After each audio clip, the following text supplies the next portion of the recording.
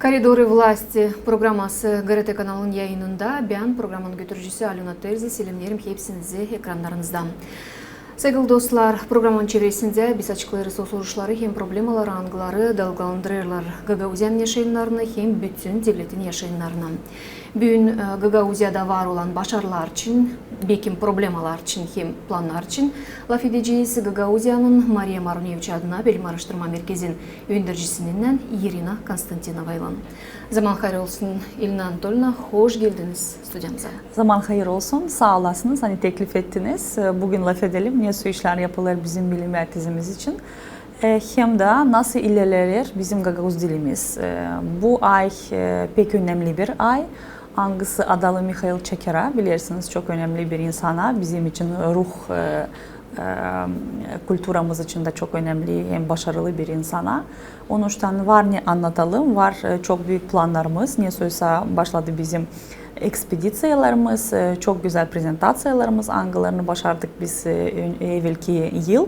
Onun için ben de isterim büyük bir yürekle bugün anlatmayı hepsini. Kim bilsinler ne işler yapar bizim zahmetçilerimiz. Ben onu planlarım, hani programın süresinde biz tek tek hepsi soruşlarda durgunacağız. Tat yerinden onları savaşacağız açıklamam. İsterim başlama ondan. Irina Anatolyevna, bugünlerde Maria Marunievich adına Bilim Araştırma Merkezi'nin bilim ortamı toplandı bir topluma. Hangısında siz belli ettiniz adımlarınızı 2023 yılın yarım yılı için. Bu adımlara ne girdi, ne planlar var bu yarım yılın süresinde gerçeklemeye Bilim Araştırma Merkezi'nden? Şimdi öyle söylemek isterim. Hani ben Bilim Araştırma Merkezi'nin başında neredeyse 5 yıl olacak. Nasıl duruyorum? Onun için bizim planlarımız hangisini biz koymuştuk yıl başından, 2018 yılından bu yana. Onlar hepsi lazım yapılsın. Hem de biz lazım düşünelim ileri zamanımızda ne projeler lazım gerçekleşsin. Hem ne politika lazım yapılsın bilim uğrunda. Özellikle de gagauzologiya ilerlesin dini. Onun için biz her yılın böyle toplantılar yaparız. Bütün kolektifle bile hem de bizim bilim nasatımızla. Herkes söyler kendi fikirlerini. O planları, angıları bizim zahmetçilerimiz koyarlar yılbaşında. Biz onları tartışırız. Angıları bırakırız, angılarını da çıkarırız. Sonuçta hani lazım öncelikle iki iş bizim için bilirsiniz. Hani finans resurs olması lazım. Hem de kaliteli bir araştırma yapması için lazım doğru zaman seçme. Onun için biz bu sefer öyle düşündük. Hani bu yılına çıkarılmış olan 4 tane büyük projektimiz var.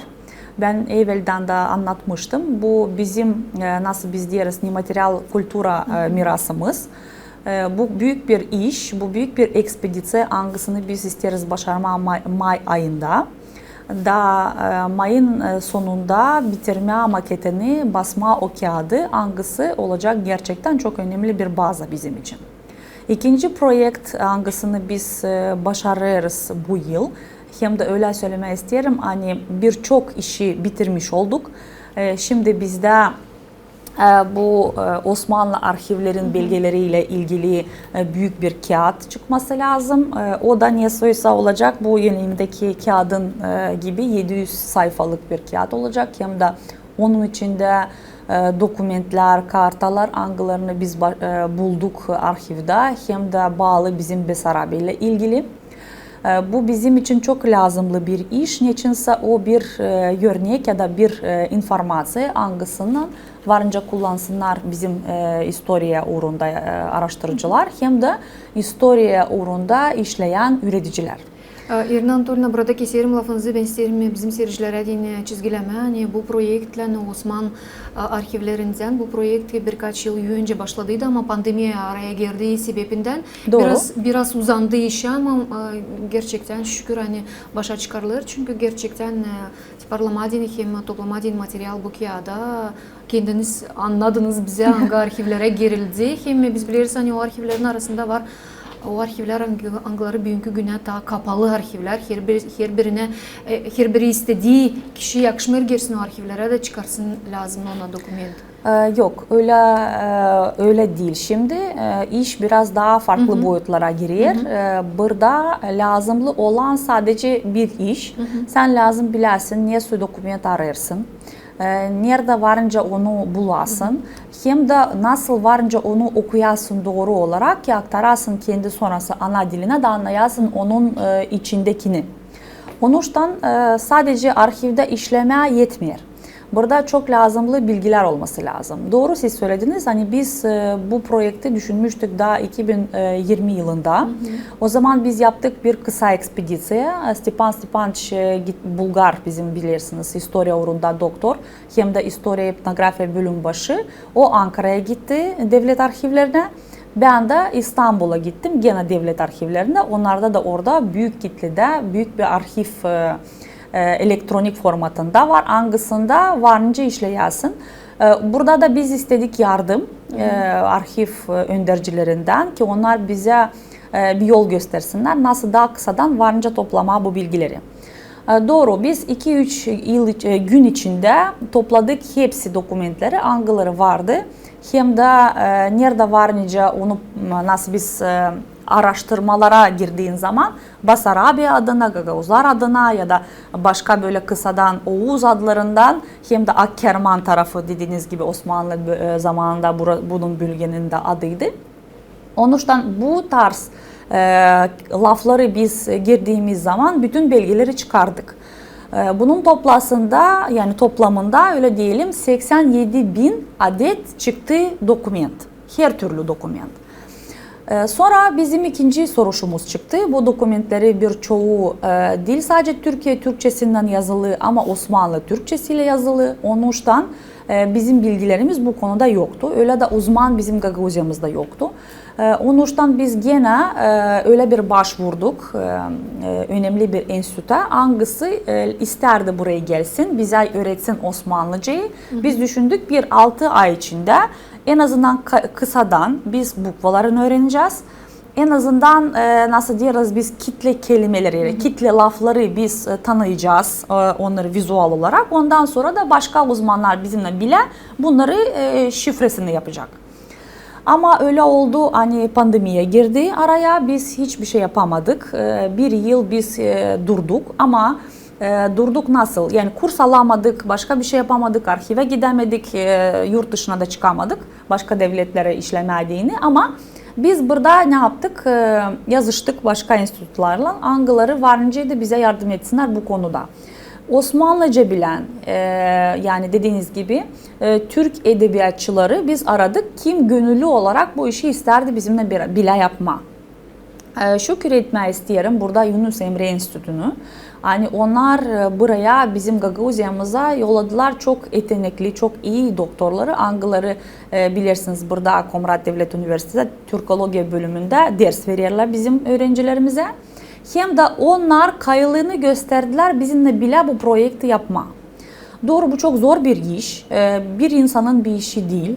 Bu kadar çok dokumenti okumak, bakmak, sonra onları anlamak, sonrasında bizim anlamamız için onu doğru Türkiye Türkçesine çevirmek. Bu çok büyük bir zaman aldı. Elbet bu bir kişi değil, 3 kişi bu projekte çalıştı bu taraftan. Hem de onlar da kendi dostlarını Türkiye'den çağırdılar. Onlara internet kanallarıyla yolladılar bu dokumentleri. Onlar da bize yardım ettiler. Şimdi bizde hazır 270 sayfalık bir dosya nasıl biz diyeriz. Bu dosyayı biz şimdi çeviriyoruz bizim Rusça'ya. Yani Türkiye Türkçesini Rusça'ya çeviriyoruz ama özetliyoruz öyle diyelim. Çünkü bütün bu dokumentleri hepsini teker lafa çevirdiğimiz zaman bunu sadece çok lazımlı olan yerlerde kullanılabilecek. Ama biz istiyoruz ki bu kağıdı internet sayfasına indiren herkes anlasın niye su dokument bu, niye için bu dokument, niye su işler açıklanır hem niye sonuçlar çıkar ondan sonra. Onuştan bu iş şimdi öyle diyelim neredeyse son çıkışında Rusça tamamladıktan sonra biz bunun maketini yapacağız.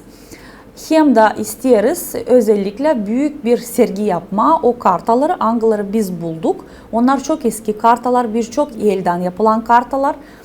Basarabi ile ilgili. Elbet birçoğun üstünde yazmıyor onun nasıl yılı, hem de kim onu yaptı. Ama biz şimdi düşünüyoruz hani bu yıl bir proje olacak. Sonradan da bu projekti varınca daha ilerletmediğini, daha derinden başka da incelemeler yapma bu dokumentlerin üzerine. Ayrıca bu kağıdın içine biz isteriz koyma o anlaşmaları angalarını yapmıştı bilirsiniz. O zamanki Türkiye, Rusya ile bu savaşların arasında, onların bilirsiniz birçok savaş vardı aralarında, birçok savaşların arasında da bu Basarabi ile ilgili protokoller yapıldı, anlaşmalar yapıldı.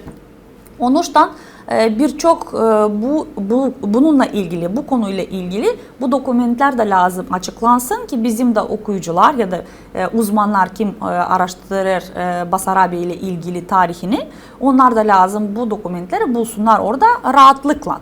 Elbet ki hepsinin öyle kolaylığı olmuyor gitmeye Osmanlı arşivlerinde işleme. Elbet birçoğu arşivler açık, varınca internetten de ulaşma ama dediğim gibi bunları okumak için lazım bir ustalık olsun. O ustalık da hepsimizde yok maalesef.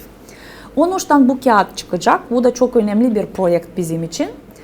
Üçüncü proje biz de onu yeniden başlamıştık 2020 yılında. Bu bizim nasıl biz diyoruz çok önemli tradisyonerlerle ilgili. Bizim yemeklerimiz, angaları yapar bizim insanlarımız hem de öyle olur özellikler hani köyden bazı tarifeler değişirler.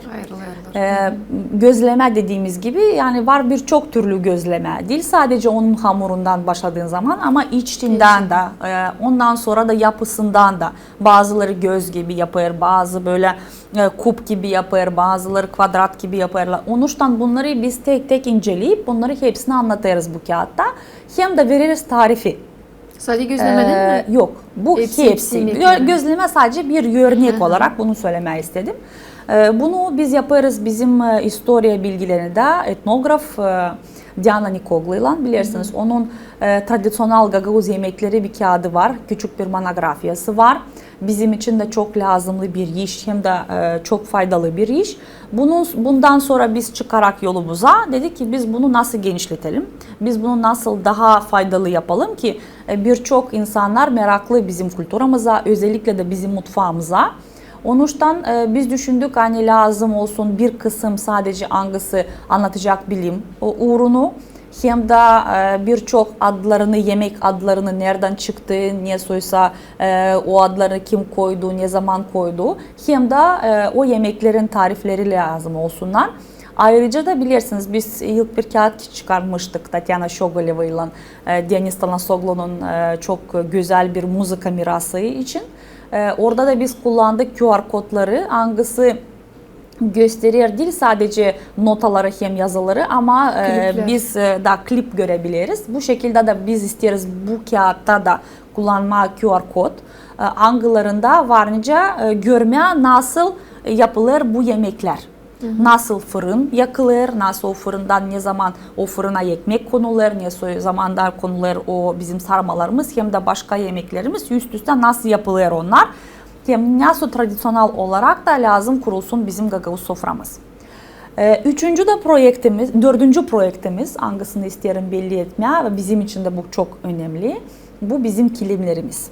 Bilirsiniz dokuma hem kilim, halılar, peşkirler bu işler bizde şimdi yeni sadece başlar çıkma ortaya.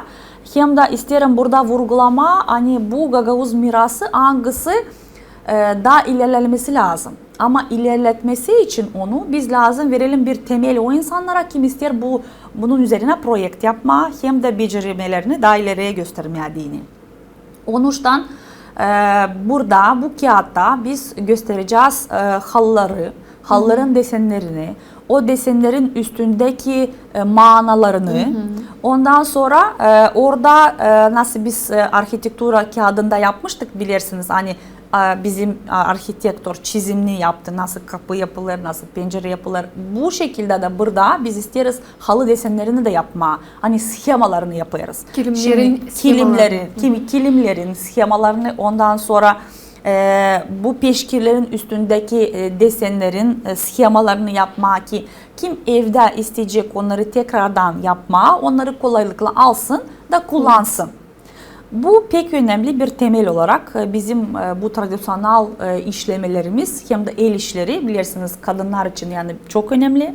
Eskiden her evde vardı düzen, eskiden vardı hepsinde böyle bir tradisiyon hani karılar lazım yapsınlar kendi evinde kendi çizliğini, yastık süslemeleri, peşkir süslemelerini, giyim süslemeleri.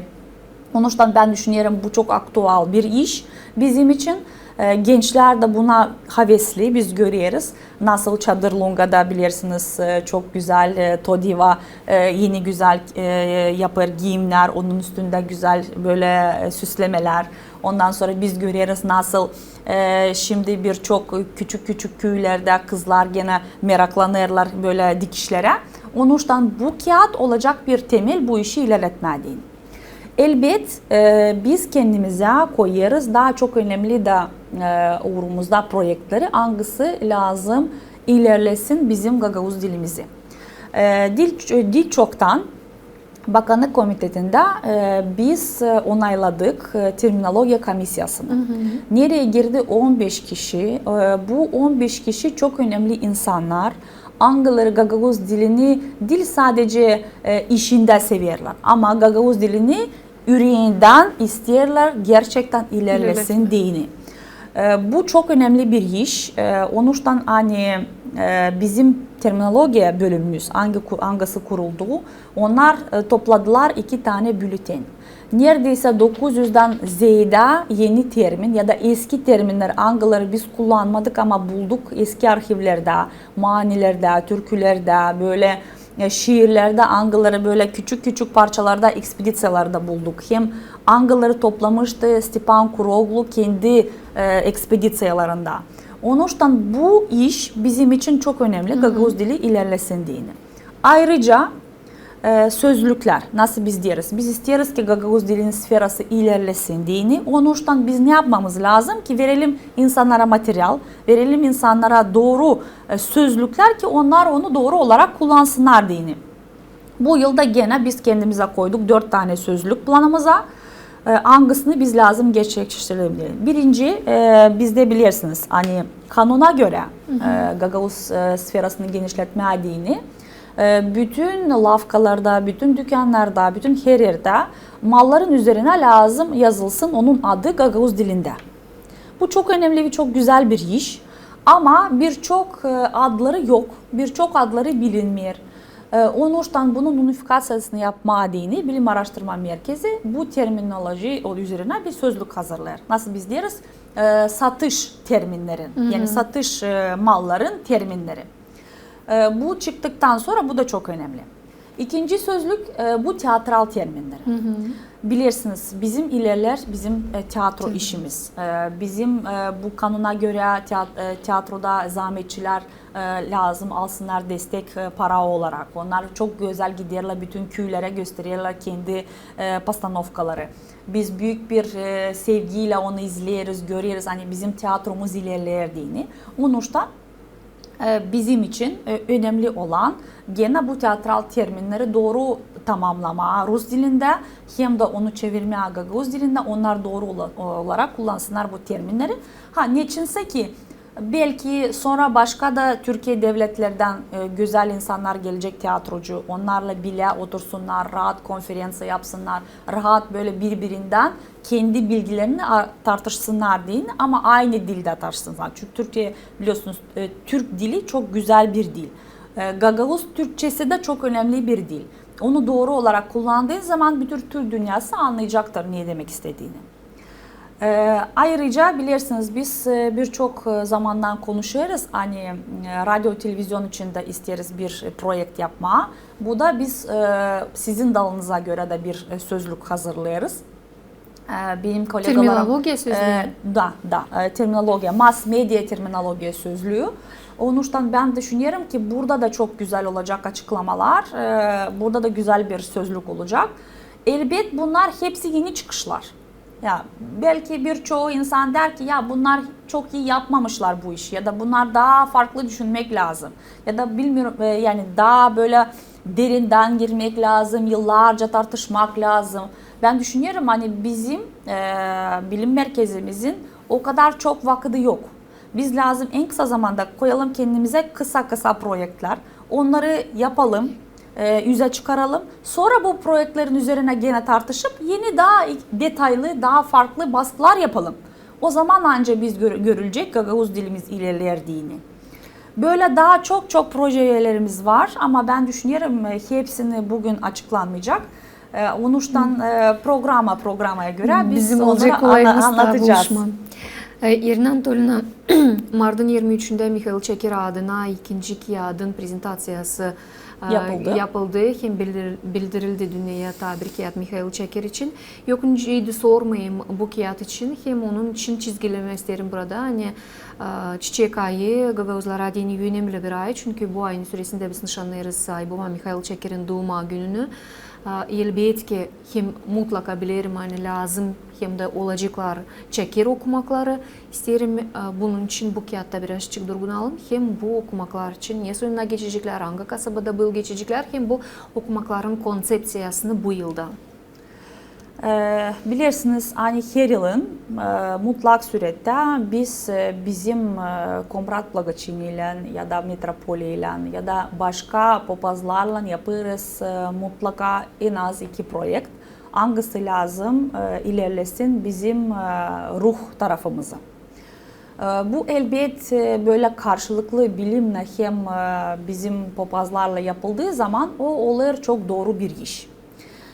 Burada da öyle söylemek isterim. Hani bunların başında hepsinin duruyor Mikhail Çeker. Mikhail Çeker değil sadece bir papaz nice biz biliyoruz ama bu öyle bir her taraftan böyle kaliteli, kendi işini çok iyi, düzgün yapan hem de kendi halkını çok seven bir insan olduğu için kendi istoryası, Gagavuzların istoryası için, Gagavuzların dili için birçok işlerde de politik olarak da çıktı öne ki Gagavuzluğumuz hem de Gagavuz kültürümüz, Gagavuz hakları ilerlesin diye.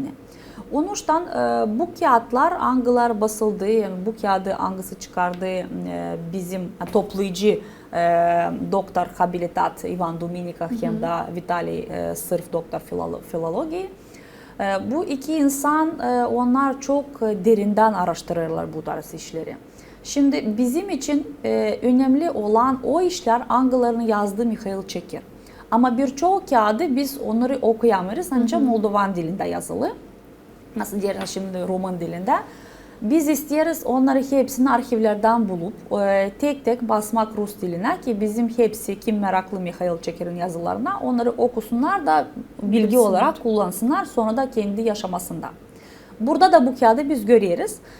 Hani tekrardan ne soysa yapıldığı işler Mikhail Çeker'in adından hepsi yazıları hangilerini o yapardı o dergide hani ruh dilgisi hangisi çıkarardı Besarabiyamızda. Orada bütün hepsi onun yazıları çıktı hem de onları çıkardılar. Ayrıca o yazılar hangileri başka da insanlar Mikhail Çeker için de yazdılar. Çok güzel, çok büyük bir kağıt çıktı.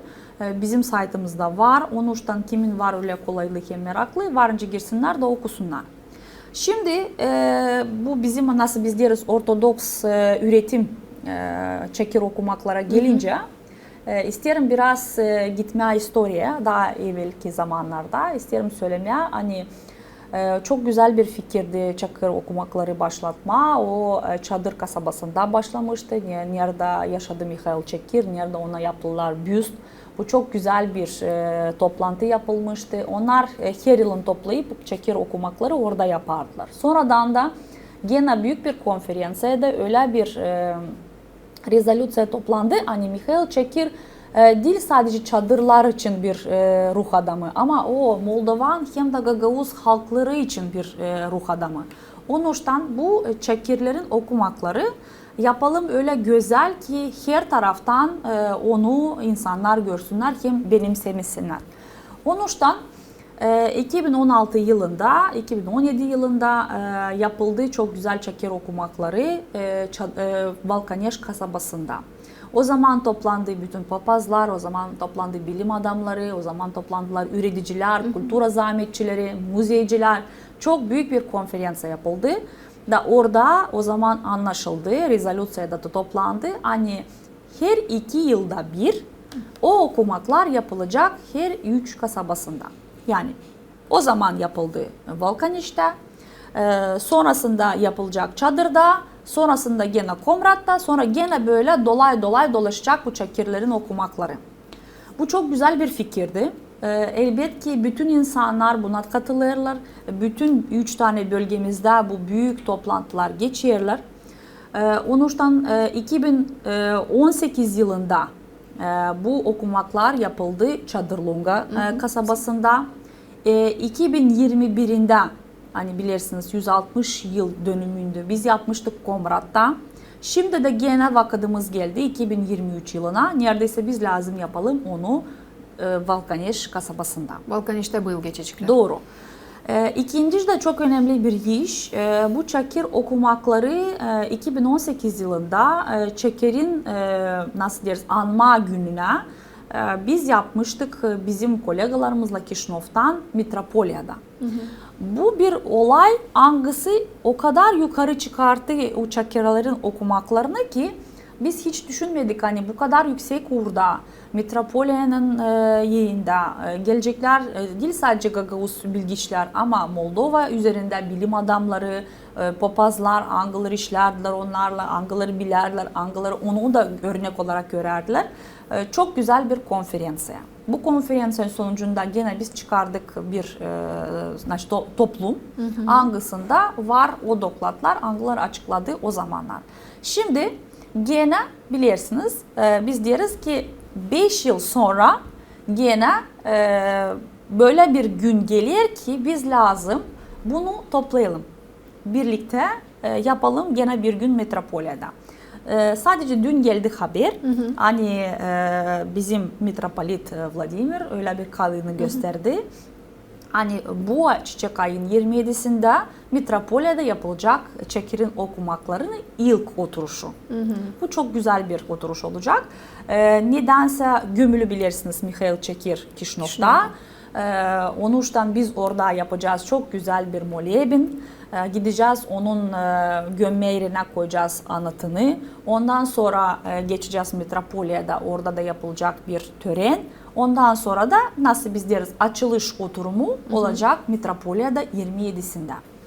28'inde de biz yapacağız bu merapriyatiyi. İkinci kısmını nasıl biz deriz 3 seksiya angısında belli edildi. Kultura uğrunda, dil uğrunda, hem historia uğrunda. Onu biz yapacağız Balkaneş kasabasında. Bizim zahmetçilerimiz bütün teklifleri gönderdiler yazılı olarak. Hepsine kim katılardı bu okumaklara. Bu yıl olur jubiley okumakları, 10. okumaklar. Onuştan biz isteriz buna katılsınlar ne kadar daha çok insan da olsun öyle bir toplum ki biz de gösterelim biz örnek hani 10'uncunun gerçekten var büyük bir faydası. Bunlar değil sadece oturum konuşma aralarında ama onların önemli de çıkışları var. Şimdi biz bilim merkezimiz ne yaptık bunun üzerine? Şimdi niye yenilik yaptık? Biz düşündük hani geçen 2021 yılında açan yapmıştık çeker okumakları 9'uncunun. O zaman biz Basarabya Gagavuzların historiası kağıdını bilirsiniz yaptık elektronik formatında. Hani okuduğu çok güzel bir papazımız Avdarma köyünden. Onu varınca böyle dinleme arabada başka bir yerlerde de anlama audio varyant da çıktı bu kağıdın.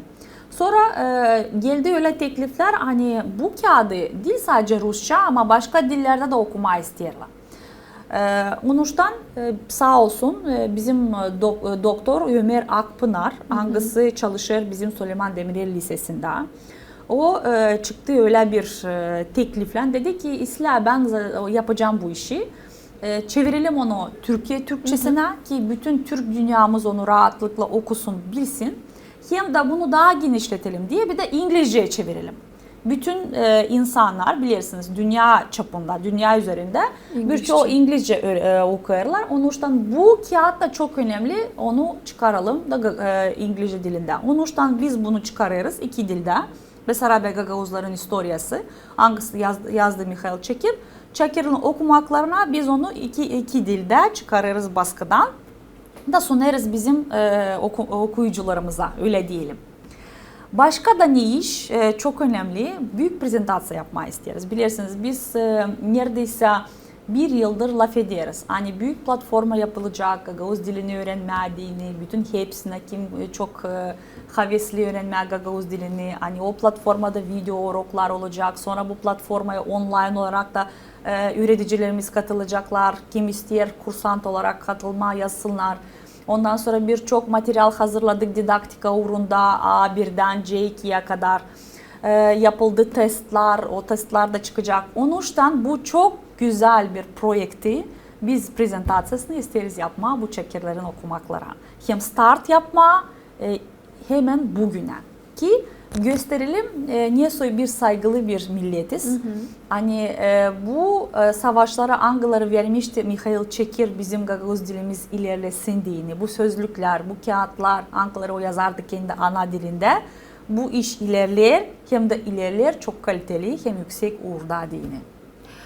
İlerlederek din temasını Irina Anatolyevna ben ikinci sormayayım size soruşu. Biz biliriz hani bir projekt Komrat Благочиниясынан beraber gerçeklenir, gerçeklendi. Kiyat Gagavuz din türkü folkloru.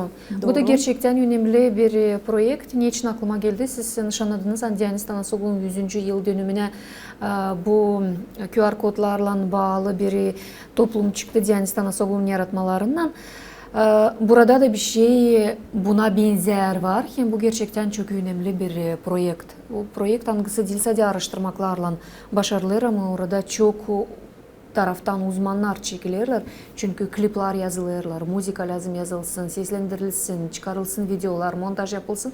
Burada gerçekten zor hem büyük bir iş. Bu projekte isterim durgunalım biraz.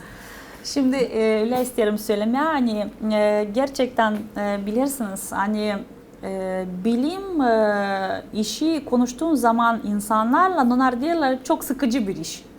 Kağıt yazmak çok sıkı bir şey. Yani oturduğun yazırsın saatlerce kompütörün yanında kendi bilgilerinde ve bilim adamların biraz da fikirleri biraz nasıl diyeriz karışık. Onun için biz bizim bilim zahmetçilerimizle hep düşünüyoruz nasıl yapma bu projeleri, angılarını biz gerçekleştiriyoruz daha popüler, daha güzel, daha böyle şıralı, daha böyle modern ki insanlar kim onları bakırlar çok meraklansınlar ne bu iş diye. Ondan sonra bunu gördükten sonra vizüel olarak desinler ki daha doğru bu çok güzel bir proje. Hadi bakalım bu kağıdı nasıl çıktı.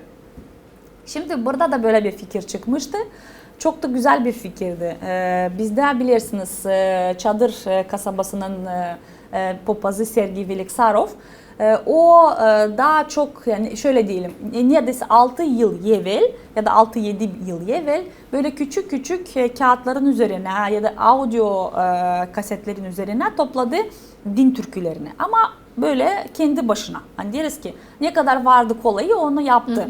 Babalar gelerdi liseye o da onları yazardı. Çok hoşlanardı hani güzel ses gelir, çok güzel böyle laflar kullanıldı. O da demişti ya bilirsiniz çok güzel bir iş. Onu yapalım. Ama nasıl ben evvelden söyledim de bir şey yapmak için elbet ki lazım olsun uzmanlar. Kim bunu genişten, yukarıdan bakıp güzel plan yapacak. Bu plan yerine otursun. Herkes kendi işini bilsin. Hem de o işini yapan insanlar çok kaliteli olsunlar. Onun için biz hep düşünerdik nasıl bu işi yapma. Bizim şansımıza biri Gagavuzya TÜBİTAK projesiyle gelir Resul Bağı, doktor bilirsiniz Niğde Üniversitesi'nden. 6 ay burada araştırmalarını yapar. Bizimle tanıştır hem de diğer bana bir şekilde destek verin buradan. Ne su işler ben burayı bilmiyorum. Ben tanımak isterim Gagavuzya'yı, köy köye gezmek isterim. Biz de bu arada bilirsiniz ekspedisiyalara geziyoruz kendi bu nematerial kultura mirası için. O bize katılır, biz ona destek çıkarız. Ama arada anlaşırız, hani o büyük bir kitap çıkarır kendi araştırmalarına dini bütün türkülerle ilgili, Gagavuz türkülerle ilgili. Sonra onları aralarda toplayacak, bakacak nasıl türküler uyar, Türkiye'deki olan türküleri başka bölgelerden türkülerine o büyük bir bilim analizi yapacak. Ama bizim için de önemliydi bu bizim din kültürümüzü, din türkülerimizi öne çıkartma. İnsan inanılmaz güzel sesi var.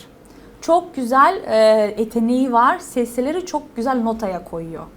Onun için biz dedik ki biz size bütün destekleri yardım etmeye hazırız ama siz de bize destek çıkın. Biz bütün bu türküleri, din türkülerini, onları din üzerinden analiz yapacağız. Onların laflarını tek tek yazacağız. Sana kaset vereceğiz. Hem de toplayacağız köyden o babularını, hangileri daha yaşarlar hem daha söylerler din türküleri. Onları da yazacağız video olarak. Sen onları bize yardım et, notaya koyma. Dedi ki çok güzel bir iş ama en az 6 ay kadar sürecek bu iş. Biz sabrettik, güzel iş yaptık. Sağ olsun gerçekten sözünde duran bir adam. Ben buradan da isterim seslendirmeye. Hepsi Türkiye dünyasında kim bize her zaman destek çıkar. Hiçbir tane böyle Türk bilim adamı kime biz teklif sunduk ki yardım etsin diye kimse geri çevirmedi sağ olsunlar. Elbette hepsinin hemenden böyle uymayır yapma o zamanlar ne zaman biz planı yaparız ama biz çalışırız öyle uydurma ki o grupların içinde olsunlar en iyi en talantlı insanlar bilim uğrunda. Onun için bilirsiniz biz çok güzel bir toplu yaptık. Yani Rождественский встречи nasıl biz deriz onu ya da kolada yortuları. Bu toplantıda da güzel klibimizi çıkardık, gösterdik. Hangileri bizim bütün nasıl biz deriz Благочиниямızdaki çalışan popazlar söylediler çok güzel bir türkü ya sahibi. Bu türkünün de güzel klibi çıktı bilirsiniz internette biz gördük. Daima ne kadar da açarız o sayfa YouTube'da görürüz da hep böyle binlerce insan onu seyreder. Çok güzel bir klip çıktı. Hepsi babazlara şükrediyorum çünkü zor bir işti. Onlar için zor çünkü bu formatta hiç çalışmadılar. Biz vizyonumuzu biraz daha modern görüyoruz ama onların kanunları bilirsiniz daha zor. Ama şükür çıktı. Hem de çıktı bu kağıt Gagavuzların düğün türküleri. Hangisinde ben burada isterim tekrar vurgulama bu çok önemli. Bu gerçekten büyük bir toplum. Hangisinde var notalar hem de sözler hem de nereden alınmış bu türkü, kim onu çaldı. Ayrıca da çok önemli bir şey var.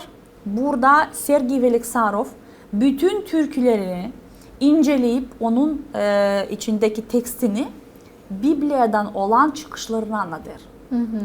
Yani burada özellikle de din olarak yani Ortodoksların, Gagavuzların nasıl düşünceler vardı, nasıl da bu düşünceler bağlı bizim Biblia'mıza dini. 300 tane bastık, bütün bibliotekalara dağıtacağız. Ama düşünüyorum ki az, 300 tane belki daha ilerideki zamanda olacak öyle bir faydamız. Daha çok basma, bütün anaokullara vermeye, bütün kiliselere vermeye, bütün de müzik okullarına vermeye ki onlar da bunlara göre belki bir koncert yapacaklar ya da bir toplum yapacaklar, bir kultura böyle genel olarak bir merapiyatı yapacaklar ki bizim ruhumuzu daha ilerletmeye dini bu konuda. Irina Anatolyevna, programımız pek hızlı geçer. Hem az vaktimiz kalır ama ben mutlaka lazım da birkaç size soruş koyayım. Gagavuzavediye, Gagavuzologiya 19-21. asırda bu projekte ilerler. Biz biliriz çıktıktan sonra birkaç kağıt değil çoktan ta iki kağıdın prezentasyası Baboglu hem Kuroglu kağıdın prezentasyası bu yıl ilerleyecek mi bu seri hem kaç kağıt genelden şu an sonra çıktı hem planlarsınız çıkarma? Şimdi 11 tane kağıt çıktı. Bu çok güzel bir seriye çıktı. Hem bu seriye baktığımız zaman tekrardan deriz ki çok güzel bir karardı bizim için. Şimdi geçen yıl bu Gagavuz fondundan bilirsiniz Gagavuz dilini kurtarmak fondundan 3 tane kitap basıldı. Bu Nikolay Baboglu, Stepan Kuroglu hem de Deniz Tanasoglu'nun adına. Deniz Tanasoglu'nun da prezentasyasını da yapamadık ama yapacağız en yakın zamanda. Bu yılının da 3 tane kağıdımız daha çıkacak.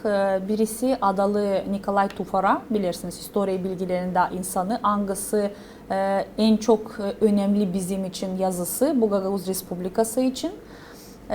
Komrat Respublikası için pardon. Komrat Respublikası için ayrıca da Gagavuz historiası için de çok güzel yazılar yazmıştı. İkinci kağıt o adalı Tukan. Hangisi bilim adamıydı. Burada da çok önemli bir açıklama yapılacak. Onu Vitali Ivanoviç Sırf hem Piotr Çubatar yaparlar. Burada anlatılacak çok önemli bir monografiya. Hangisi açıklar Balkaneş hem Komrat diyalektini. Doğru. Burada çok güzel bir analiz yapılır. Burada anlatılır niye soysa hem neden biz kullanırız şimdi çadır hem Komrat diyalektlerini. Üçüncüde kitap bu olacak. İkinci kitap folklor bilirsiniz. Biz Stepan Kuroglu'nun çıkardık kitabını. Gagavuzologiya 19. 21. asırında. Şimdi ikinci işimiz onun da statyaları hem monografiyaları, hangileri daha basılmadı onu basmaya ikinci kağıtta. Onuştan düşünüyoruz bu 3 tane çok önemli kağıdımız inşallah çıkacak bu yıl sonumuzda. Çok güzel bir çalışma yaptık bizim kolegalarımızla bir programa. Gene de dediğimiz gibi Gagavuz dilini ilerletme sferası için çok lazımlı olan programa. Birçok gene yeni kağıtlar basılacak. Elbet Üretim Bakanlık'tan geldi teklif gene basma bu historia, kultura hem tradisiya bilirsiniz üretmek kağıtlarını 3. hem 9. klas için gene 500 adet biz basacağız. Hem de bu sözlükleri hani 4 tane sözlük yapılmıştı bilirsiniz 2019 yılında. Bunlar çok önemli. Uşaklarımız şimdi okuyorlar değil sadece bu predmetleri Gagavuz dilinde ama çok farklı da predmetleri okunur. Onuştan predmete göre biz istiyoruz hepsi ne lazımlı sözlükler onlar da çıksınlar. Irina Anatolievna bizim yardımcılarımız söylerler bize hani pek az vakitimiz kalmış. Onun için da yakışarsaydı kısa iki soruşum var. Geçen yıl Deniz Tanasoglu adına adalıydı bir yıl. Bu yılın 2023. yılın kahramanı belli edildi mi? Kime bilim adamına mı kime adalı bu 2023. yıl? Elbette ki bakanlık uğrunda öyle bir yıl belli etmedi ama biz bilim insanları olarak 85. yıl bilirsiniz dönümü nasıl doğdu bizim Prezident Stepan Mikhailович Topal. Onuştan biz de belli ederiz bu yılı Stepan Topal'a. Çok güzel bir kitap çıkarmayı isteriz onu anma gününe. Nasıl biz deriz yaşamak insan için. Çok güzel bir kitap. Biz bunu yaparız bizim kolegalarımızla. Vitali Boykolov, ben hem Vitali Kürkçu.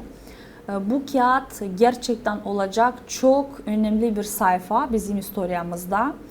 Burada açıklanır Stepan Topal'ın biyografyası. Bilirsiniz Stepan Topal çok böyle ince bir insandı, çok utangaç bir insandı, çok çekingen bir insandı. Kendisi için çok fazla anlatmadı, çok kendisini popüler yapmadı. Onun için bizim işimiz onun bütün yaşamasını doğru olarak yazma kağıda hem anlatma, fotoğrafla hem de bilgilerle. İkinci biz isteriz bölümü adama onun yazılarına. Birçok farklı yerlerde o doklat çıkardı, birçok yerde gazetede yazdı. Biz onları hepsini bir toplum olarak topladık. Hem de yaparız bir parça o kağıtta sadece buna adalı. Üçüncü de çok önemli bir iş. Hangisinde Stepan Topal bilirsiniz vardı nasıl deriz bir suç. Moldova, Stepan Topal karşı Moldova'ya. Bu büyük bir işti. Hangisinde Stepan Topal kazandı. Bu işte bütün kararlarla Avrupa nasıl deriz kararıyla açıklanacak bu kağıtta hem de genişten verilecek bizim bütün okuyucularımıza dini. Bitki soruşum Irina Anatolievna ana dili yortusu nişanlanır çiçek ayında biz nişanladık çeker okumakları için ama biz biliriz hani Bilim Araştırma Merkezi katılır ta bir aksiya yangısı mutlaka yapılır bu ayda o Gagavuz dilinde genel diktant aksiyasına bu yıl geçecek mi genel diktant? Ne zaman geçecek belliydi günü? Nasıl Elbette olacak? bu güzel bir aksiya. Hangisini biz bile yaparız Üretim Bakanlıkla. Bizim işimiz bu konuda hazırlama diktant. Güzel, nice lazım yazsınlar bizim öğrencilerimiz. Üretim Bakanlık'ta seçer günü hem o insanı hem onu anlatacak bütün katılımcılara. Onun için bizim temamız bu yıl Stepan Topal.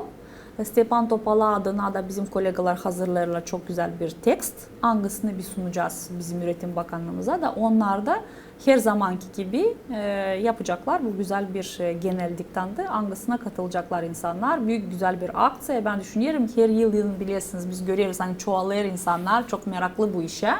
Hem de meraklı değil sadece kendi bilgilerine ama göstermeye gerçekten hani ne kadar çoğalır insanlar kim iyi yazır Gagavuz dilinde diyeni. Onun için ben de düşünüyorum Natalya Nikolayevna da en yakın zamanda açıklayacak ne gün ne zaman nasıl yapılacak bu genel diktant. Irina Anatolievna programımız yaklaştı kendi sonuna. Ben isterim size sağ ol söylemeye. Hani katıldığınız programımıza isterim burada seyircilere açıklama. Hani güç ama soruşların taçığını biz bugünkü programın çevresinde açıklayamadık. Onun için bu olur sebep onar. Yani Irina Anatolievna gelecek daha birkaç sıra programımıza da tek ayrı açıklayacak hepsi projeleri. Hepsinize diyelim sağ olasınız sevgili dostlar. Hani bugün de bizimle birlikteydiniz. Tabii ki aklınıza getiririm. Hani Koridoru Vlasti programmasında misafir gibi bulundu Gagauzyan Maria Marunevich adına Bilim Araştırma Merkezi'nin öndürücüsü Irina Konstantinova. Kalın sağlıcakla, gelen buluşmak üzere.